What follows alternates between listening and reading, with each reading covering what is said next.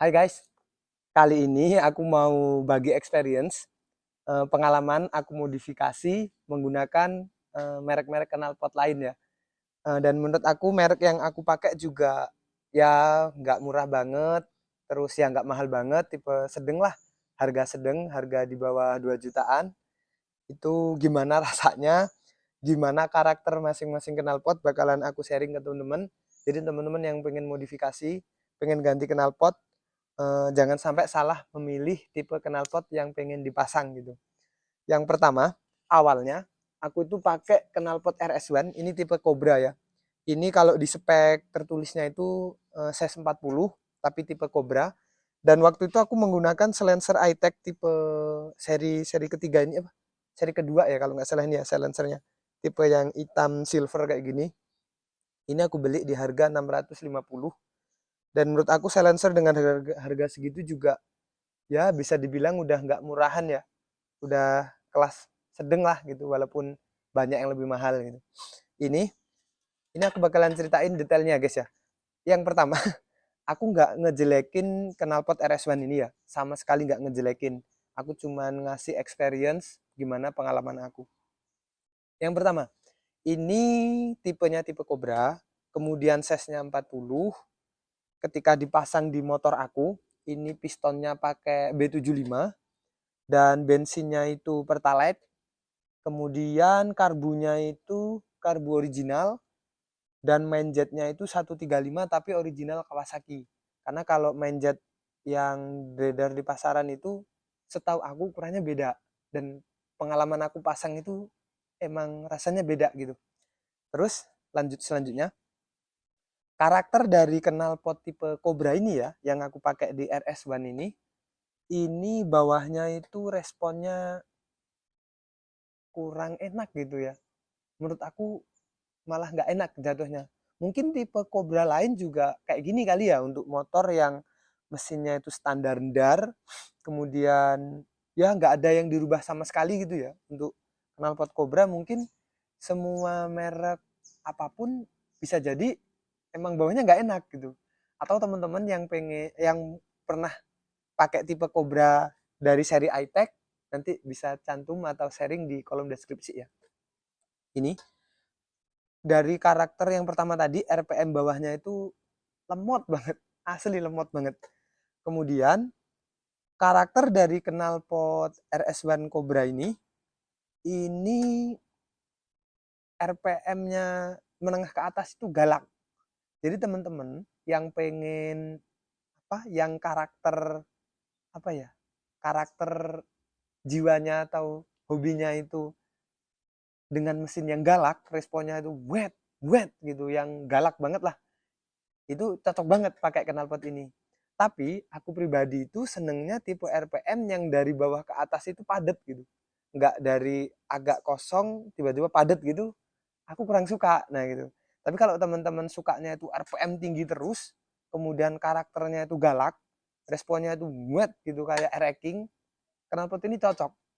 Kayaknya emang knalpot ini juga didesain buat tipe-tipe orang yang seneng kenceng di atas gitulah, yang udah yang penting kenceng banget lah gitu. Nah ini cocok. Jadi dua itu ya karakter dari knalpot ini. Terus apalagi yang dirasain ya?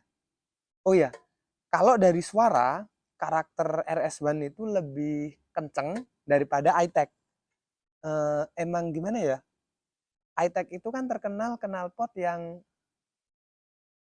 suaranya itu ngebas, adem gitu. Itu karakter iTech. Kalau RS1 itu gemerincingnya itu lebih keras daripada iTech gitu. Jadi teman-teman yang seneng suaranya gemerincingnya itu lebih keluar, itu pakai RS1. Tapi kalau seneng yang knalpotnya itu adem, suaranya itu mendem, itu pakai iTech. Walaupun aku nyoba RS1 ini pakai silencer iTech ya guys ya. Silencernya iTech ya. Itu tetap menurut aku suaranya kasar gitu. Suara suara dari knalpotnya itu kasar. Itu yang aku rasain. Kemudian kalau kita bahas dari segi bahan ya guys ya. Dari segi bahan, menurut aku sih nih ya, iTech sama RS1 itu bagus RS1 dari bahan ya. menurut aku pribadi. Karena bahan RS1 ini sama dengan iTech yang tipe lama. Itu bahannya tipe kayak gini. Kalau iTech yang model baru itu nggak tahu ya, warnanya kayak gini gitu. Tapi dia lebih tebel sih daripada RS1. Dia lebih tebel, tapi warnanya sih jujur aku lebih suka yang iTech tipe lama atau RS1 kayak gini gitu. Itu kayak gitu. Terus kelebihan dari knalpot ini tadi bahannya lebih bagus menurut aku, apa ya, lebih gampang dibersihin, nggak cepet ngerak. Kemudian RPM atasnya itu galak. Mungkin bagi teman-teman yang suka itu cocok, tapi buat aku kurang kurang cocok gitu. Karena grafik menurut aku kayak tenaganya itu dari nggak ada langsung wet ada gitu. Itu karakternya. Terus ini aku taruh dulu ya guys ya. Sekarang kita bahas keunggulan dari knalpot iTech ini ya. Dari knalpot iTech ini. Ini aku cantumin suara dari knalpot ini ya guys ya.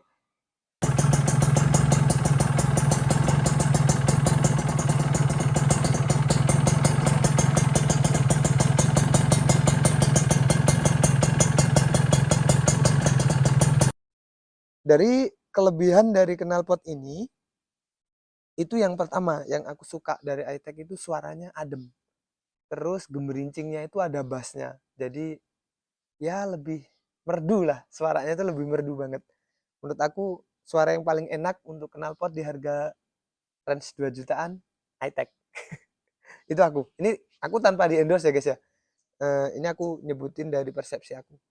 Terus karakter dari apa ya, segi tenaga, iTech yang tipe non Cobra kayak gini itu respon dari bawah itu udah dapet guys.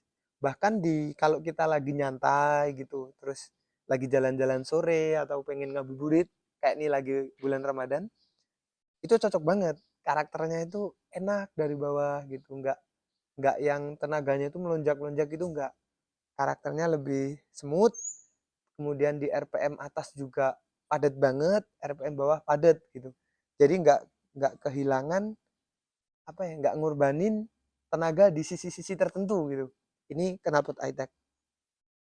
Terus kalau ini aku beli di harga 950 kalau nggak salah. Jadi knalpot plus silencer ini harganya 1,6. Ya sama aja sih kayaknya iTech juga harganya 900-an lah ya. Kurang lebih sama lah harga iTech sama RS1. Jadi tuh, ini karakter knalpotnya kayak gitu ya guys ya. Kalau aku pribadi atau tipe temen-temen yang nggak suka kebut-kebutan, aku saranin sih enak pakai iTech kayak gitu. Tapi kalau teman-teman yang sukanya ngebut, sukanya motor dengan torsi yang galak buat wheelie-wheelie atau standing-standing gitu, kayaknya sih lebih enak RS1 tipe Cobra kayak gitu. Atau teman-teman juga bisa sharing ke mekanik masing-masing gitu, knalpot apa yang cocok buat mesin ini dan karakter apa namanya? Karakter dari masing-masing rider gitu, kayak gitu. Sebelum penutupan, aku mau menggarisbawahin apa sharing aku tadi. Di sini aku nggak ada yang ngejelekin masing-masing knalpot, masing-masing brand, nggak ada. Aku murni sharing ke teman-teman. Barangkali teman-teman juga ada yang punya pengalaman pakai beberapa tipe knalpot lain, silahkan sharing di bawah. Karena aku juga sebelumnya itu pakai knalpot KW gitulah, harga 300-400 ribu. Itu di RPM atas nggak tahu ya, jadi hilang gitu karakter dua taknya itu, responnya itu nggak enak gitu. Cuman kalau suara sih enak ya, maksudnya knalpot KW itu suaranya bahkan kadang lebih enak dari knalpot original gitu, tapi tenaganya sih kayaknya kurang kurang pas lah di selera gitu. Jadi itu buat teman-teman yang pengen tanya, silahkan DM di Instagram aku, nanti bakalan aku jawab setahu aku ya, se-experience aku gitu. Mungkin sharing menggunakan knalpot sampai di sini dulu ya guys ya. Buat teman-teman yang pengen request apa, menggunakan apa gitu, nanti silahkan cantumin di kolom komentar. Kita jumpa di next video.